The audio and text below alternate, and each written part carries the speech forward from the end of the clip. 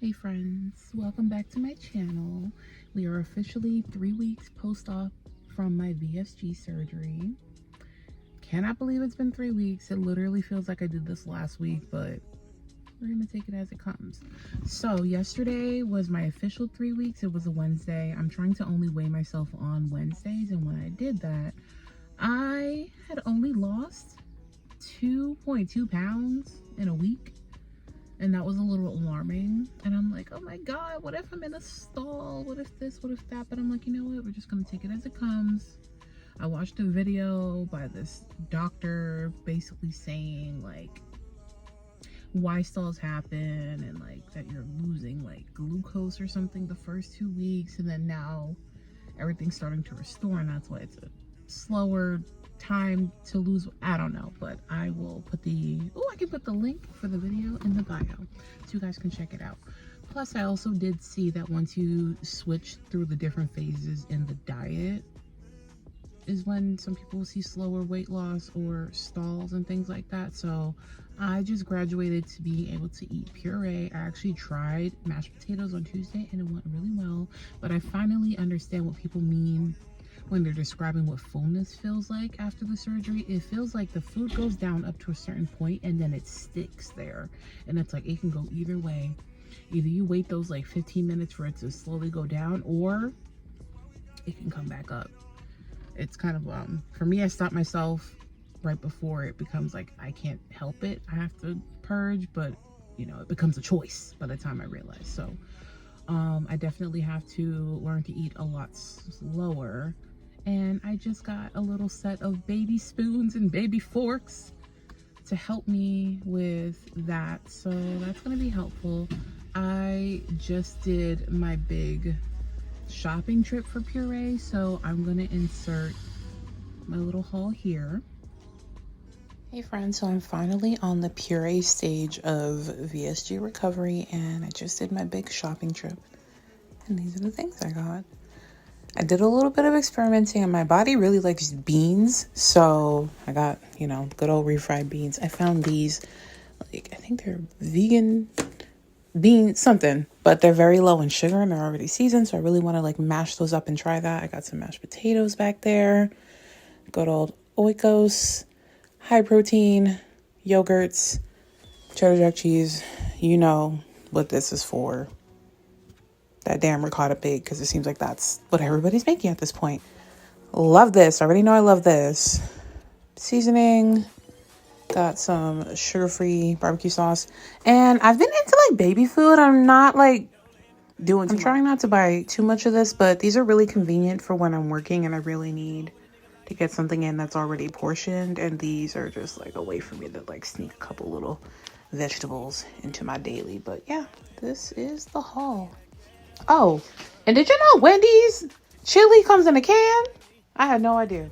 Okay, so now that you see what I've picked up, last night I tried the Wendy's chili, okay, with like a pinch of cheese and like one of my baby spoons full of like sour cream, and it tasted delicious. I think I ate like 3 ounces out of the 4-ounce cup that I made, and then I didn't want to like throw it away, so I put it in to another container, and I'm gonna, you know, put some more chili and then like make today's portion. So I think when I start to portion out my meals, I'm going to start doing it about 3 ounces per cup. And one thing I'm also learning how to do is have my eating window be around 30 minutes. I'm seeing online that it's better not to just continuously eat for an hour and a half straight, because you need those periods of not eating. Also, when you're done eating, you're supposed to wait 30 minutes before drinking any liquids. So that's something I'm working on from the beginning, just to make it a habit so that it's not harder to do later on. So today we are actually at my new gynecologist's office. For some reason, all my doctors, like, they keep leaving the network. Like, this is my 3rd or 4th gynecologist in the past 3 years. Like, I don't know what's going on. So I'm gonna meet her. She's new. She comes really highly recommended for my PCP, who I just got a letter from saying that she's leaving the network too, which I'm really sad about, because she was there for me even during the pandemic when I was having like my mental health issues, and she really sat and I felt like she listened to me, and she was helping me on my natural weight loss journey that I did before this. She checked on me when I got the surgery right before. We had a follow-up appointment scheduled, but I don't know if I'm going to get to see her before she leaves. And I really hope I do, because I'd like to say thank you and best wishes. So hopefully I get to see her soon. But today I'm going to meet my new gynecologist. And the reason I'm here is, for one, my surgeon and my PCP all think that I should get on birth control, because after weight loss surgery, you are highly fertile. And I'm not in a family planning stage of life right now, and that's not in my plan. I also had a pretty bad experience with an IUD about 2 years ago, so I'm a little on the fence. So I think I'm mainly here to get more information, and then we'll figure out what we're gonna do. I don't know what is going on there.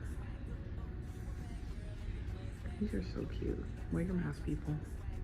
Okay, friends, and we're back. So, I met my new gynecologist. She's not very warm, but she's nice. She answered all my questions, so we decided that I'm going to try an IUD again. So, what happened with my first one was that I had at the time she was a new gynecologist to me. She placed the IUD. I was much heavier back then, and the IUD was malplaced, is how they have it in all of my paperwork. They're like, oh, it's probably because I've never had children before, you know, so they have to manually dilate you. They said my weight could have also been a factor in it, but the experience was terrible. Honestly, it was so painful. I don't know why they don't numb or sedate you when you get that done. I just remember looking up at the butterflies on the ceiling and praying it would end. It was so painful. After that, I was literally like lethargic and very much in my thoughts. I did a video diary talking about what I was feeling mentally about the fact that I have to go through this pain to make sure I don't get pregnant. Meanwhile, these men are running around with unwashed ass. But I digress. I felt it every single day that it was in me, and it just didn't feel right. So I went and got an x-ray done, or ultrasound or something. Yeah, I think it was an ultrasound, and they found out it was malplaced. So like a week later, they had me come in and they removed it. I felt a lot better after that. That gynecologist actually left the practice shortly after, so I didn't get to see her again after that. Then they switched me to somebody else, who I mainly went to her for my yearly checkup and to talk about my PCOS symptoms, and I was still on my natural weight loss journey at that point, so she was giving me information and tips about that. At that point, I had lost about 60 pounds naturally, and you know, she was happy. She just said keep doing what I was doing, blah blah blah. We didn't really get to talk medicine or anything with her, and then she left the practice. So now it's about a year later, and I need a new gynecologist because of, you know, my surgeon and my PCP. My PCP is also leaving the practice, so that sucks, you know, because I love her. But I'm just gonna have to find a new one. But at least this gynecologist, she answered all of my questions. Some things that she was able to debunk for me were my second gynecologist said that NuvaRing wouldn't be a good match for me because I was too overweight. This gynecologist told me no, that wouldn't necessarily be a factor at all. She was saying that the patch is not a good option for me because of my weight, which is fine. That would be too easy if I could just take a patch, right? The other option is the depot shot. She told me that is not a good option for me because people do gain weight on that one, and that is counterproductive to what I have going on right now. The other option is the implant. I believe it's called Nexplanon. I was leaning towards that when I was speaking to my PCP, but then my new gynecologist was telling me that a lot of women experience like sporadic bleeding throughout the year for about 45 days, and I was like, you know what? I don't want to have to deal with that. I just want regular, solid, scheduled periods. She was also telling me that with losing weight, my PCOS symptoms might even reverse, so that's really exciting.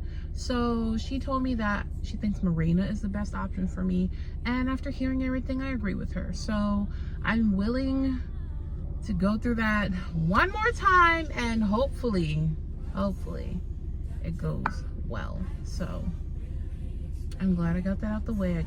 I'm glad I got my questions answered. The next step for me is to call my insurance and just get like this form filled out by them, and then I have to come in like day 2 of my next period, which is, I don't know when that is going to be because my period is thrown off because the surgery was 3 weeks ago. My period came late because of the stress, so who knows when this next one is going to come. So I'm going to call them immediately to get this form taken care of so that I can start that process and then come in maybe within like the next week to get that inserted. So yeah. Another update now that we're 3 weeks out. I am officially down 30 pounds since the liquid diet. So this past week I only lost 2.2 pounds, but overall surgery weight plus the liquid diet, I put them all together, it just makes me feel better. I lost 30 pounds. So that feels really good. I'm gonna suspect that I'm gonna run into a stall or something now that I'm starting to eat solid foods again, but it's okay. I only weigh myself on Wednesdays. I might actually wait. Actually, no, I'll do this next Wednesday because that'll be my 4 weeks, and then after that I'll do 2-week weigh-in so that I don't stress myself out too much about that. I've started walking again, which is nice. I started going to the gym, just doing treadmill for now. They said at 4 weeks post-op I can start lifting weights, and that's my preference for working out. That's when I see the most results, and I just feel like energized and like I really did something after weightlifting, and that is going to help with the loose skin if I just get on ahead of it and work on weight training. So that is the plan so far. This is where we're at 3 weeks post-op VSG. Yeah, I think we went over everything. So it was nice catching up with you guys. I'll talk to you soon. Please like this video so I know you enjoyed it. Comment your video suggestions and subscribe so you can join the family. So I'll talk to you guys soon.